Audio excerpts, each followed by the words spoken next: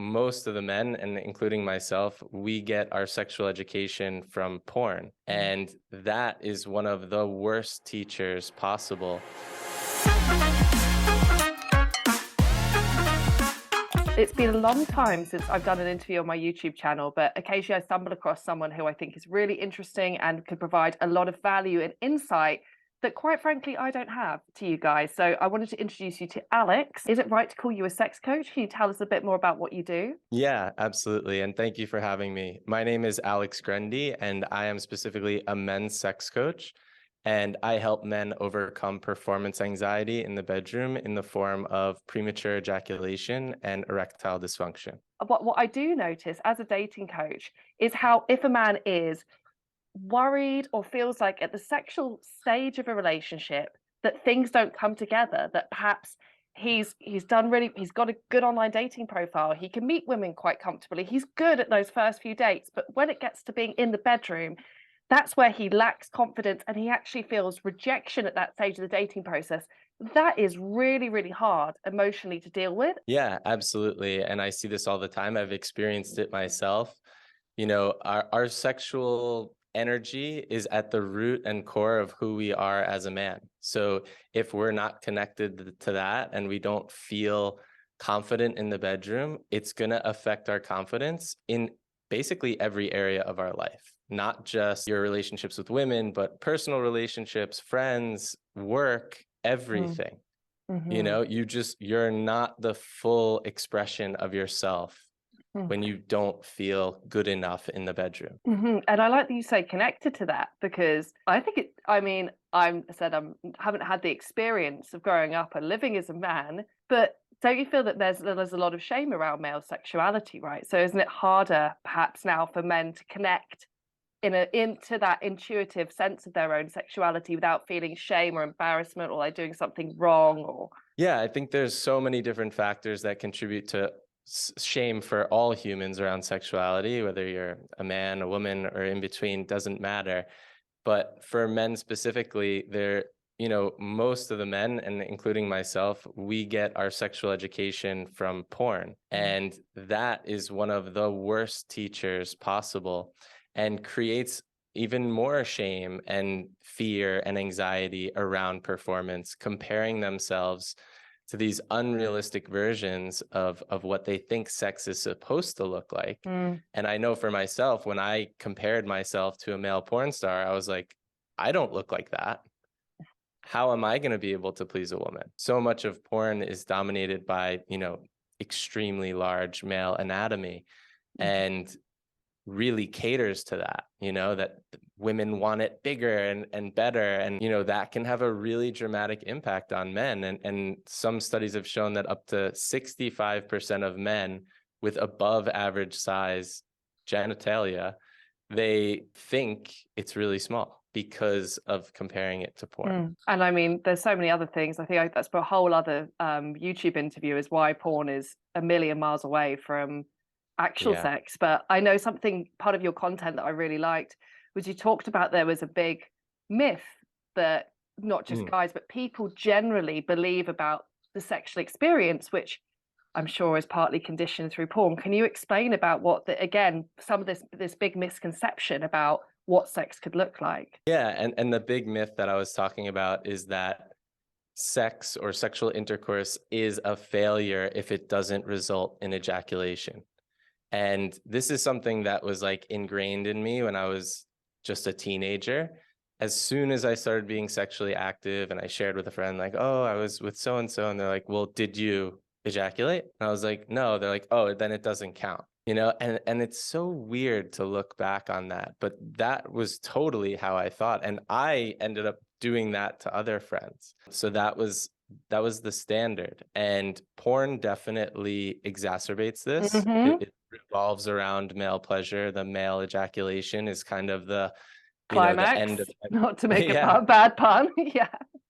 Exactly. It's the end of every video. Very rarely is it about the female, ejaculation or orgasm. So, I think not only does it impact men to think, all right, I need to ejaculate, I need to perform and put them in a performance mindset, but it also makes women believe that if the man doesn't ejaculate, then something might be wrong with them, And I think you that's know? how So women often internalize that shame is I'm not attractive enough, I'm not good looking enough, yeah, or I don't conform to this stereotype of how I'm supposed to perform sexually. So I think when women, and interestingly, I see this at an earlier stage in the dating process, which is if a man doesn't approach a woman or doesn't ask her out, the immediate thought usually for women is he's not attracted to me, or I'm not his type, or I'm not slim enough, or I'm not tall enough, my boobs aren't big enough. And in fact, it's we completely don't take account for his feelings or his thoughts or his motivations. It's all about my sense of attractiveness and make it about my physical body. And I can see a parallel there with also how men watching porn are looking at that, and because they're not able to identify with the guys that are on screen, they're somehow already beginning this whole process of courtship and dating and interacting, feeling like I'm just not that guy who's going to be any good with women. well, and on top of that, let's just say you really, really like this woman. You're super interested in her. You see a long-term future, and you're like, oh no, I don't want to mess this up. Mm, So it's like this kind of pressure. last chance of self-sabotage where you could Mhm. just be like, uh-oh, what if I'm bad in bed? And then overthink and then kind of manifest this performance anxiety, um, to reinforce this idea that, well, maybe I'm not good enough for Mhm. her. That's really interesting. I hadn't ever thought about it in terms of that last moment of self-sabotage. Have you got Mm. any mindsets? I know that might, I don't know how appropriate that is for the work that you do, for when a guy can recognize that he's going into that cycle and he's created this narrative of, I'm really great at the messaging, meeting, dating, but I'm going to fall at the last hurdle. She's going to reject me based on my sexual performance. And I mean, anybody with that operating on that narrative would feel intense pressure when it came to that moment of having a sexual connection with someone. If a guy recognizes that he's in that cycle and can see that's where his thought process is going, are there any exercises or mindsets that you'd recommend to help him move past that? There's no kind of quick fix for this, but to try and give you something to work with, I would say the first thing is like establishing a new connection with yourself. So really understanding what you like and what makes you aroused and what gives you pleasure.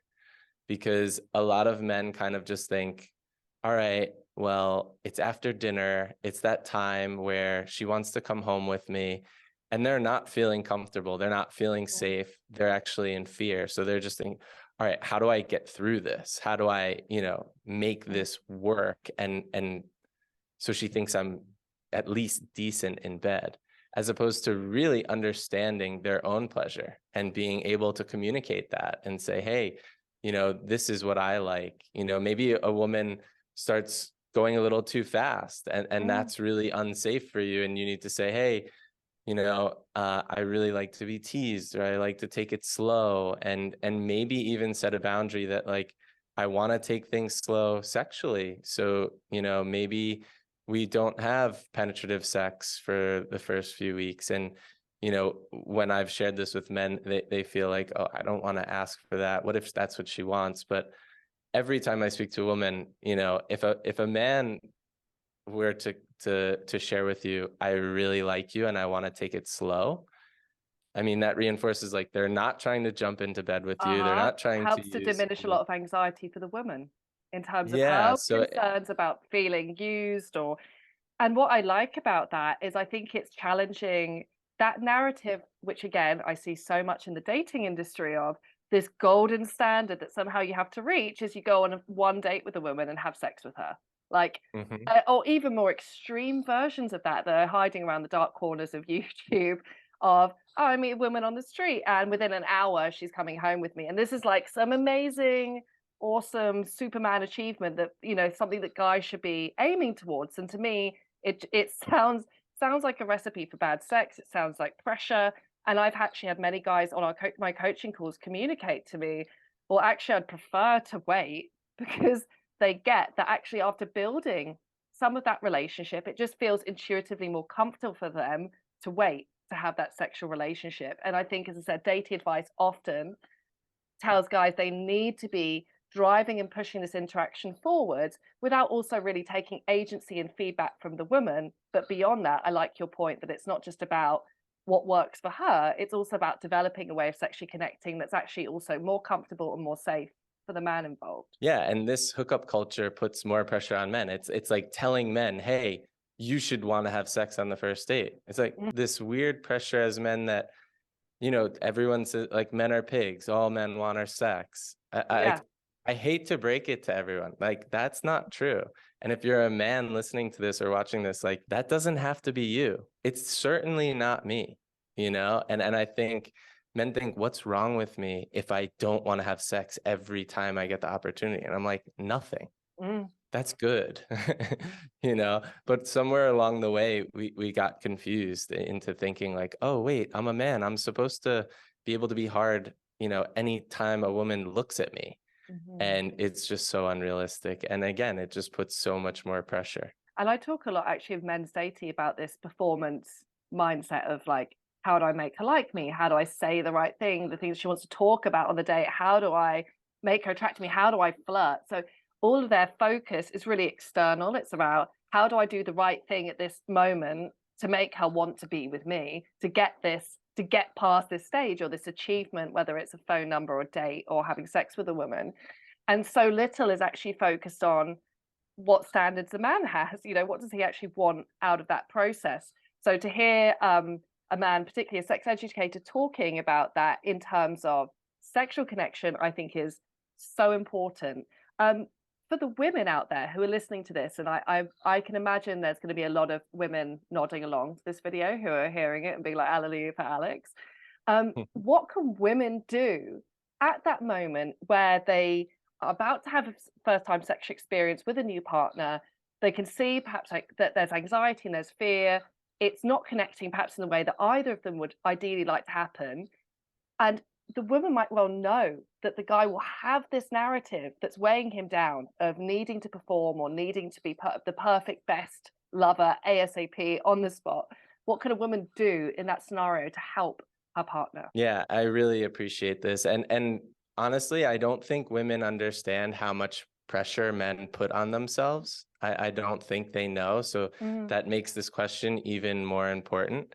And of course, women are really good at reading energy. They're gonna feel if he's freaking out and just super anxious, like hit pause.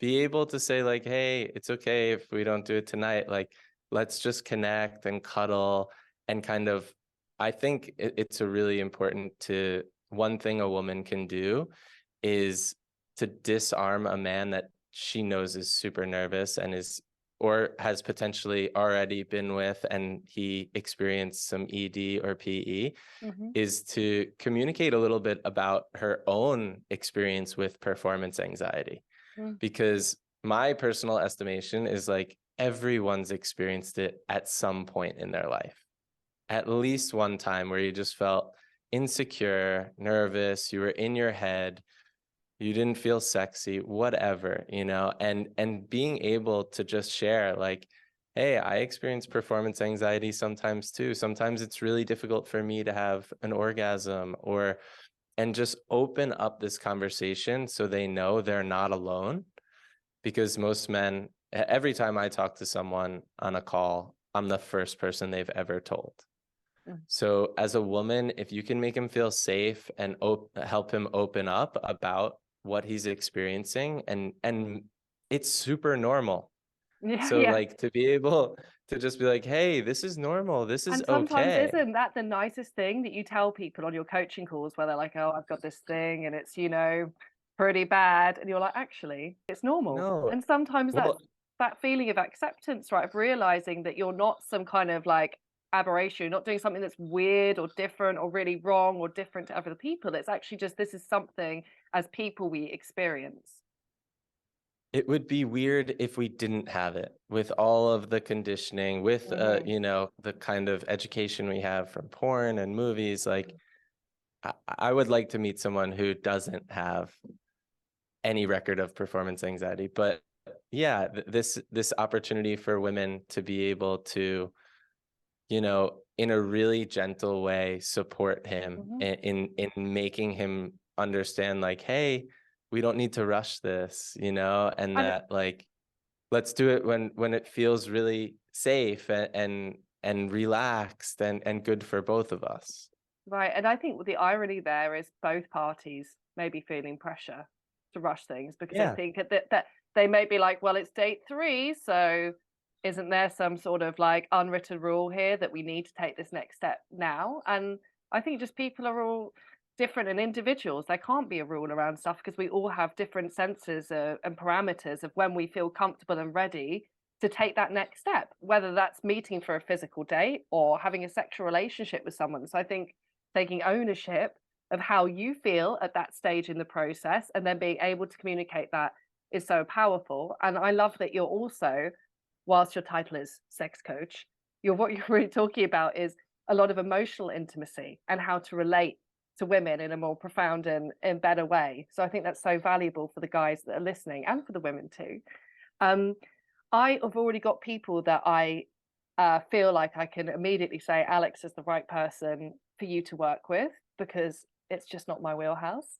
And I think it's so Amazing. important. Thank you. Yeah, I just think it's so important to work with an expert and a specialist and for everyone to, and I think when you have that, I can see when I work with people in dating, it just really helps to accelerate your learning process because you have someone there to help you and assist you and guide you through that. So if there's guys out there, or women who are with guys out there who would like to find out more about your work or to get more involved, what's the best ways that they can do that and receive more of your advice?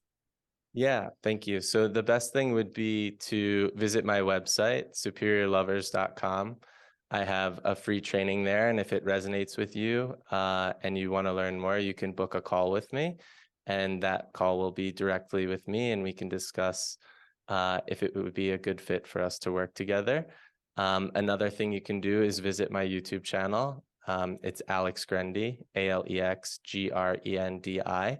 And there you can get a lot of free content, Mm. and hopefully my hope for my channel is that people can also watch a bunch of free videos and not need to book in a call with me. So if you can do it that way, I hope you can. But if you need more support, feel free to reach out. Okay, that's awesome. And I can say as well for Alex's channel, there's loads of really helpful tutorials on lots of stuff you won't find covered on this channel. So if you want step by step and really practical advice on things related to sexual performance, definitely head over to Alex's YouTube. I will put a link beneath this video.